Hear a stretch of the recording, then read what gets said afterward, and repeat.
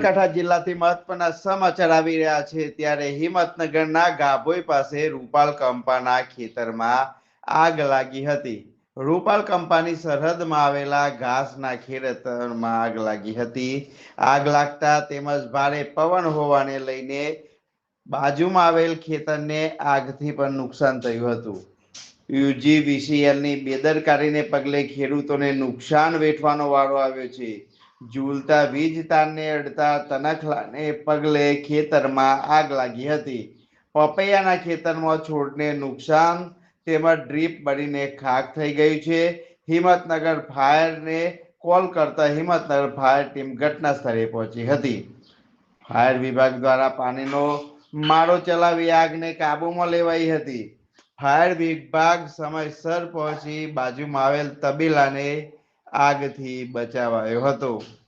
સાબરકાંઠા જિલ્લાથી મહત્વના સમાચાર આવી રહ્યા છે ત્યારે આપ જોઈ રહ્યા છો કે હિંમતનગરના રૂપાલ પાસે રૂપાલ કંપાના ખેતરમાં આગ લાગી હતી. રૂપાલ કંપાની સરહદમાં આવેલા ઘાસના ખેતરમાં આગ લાગતા અફરાતફરીનો માહોલ સર્જાયો હતો. આગ લાગતા તેમજ ભારે પવન હોવાને લઈ બાજુના ખેતરમાં આગથી પણ નુકસાન થયું હતું. યુજીવીસીએલની બેદરકારીને પગલે ખેડૂતોને પણ નુકસાન વેઠવાનો વારો આવ્યો છે. ઝૂલતા વીજ તારને અડતા તણખલાને પગલે ખેતરમાં આગ લાગી હતી.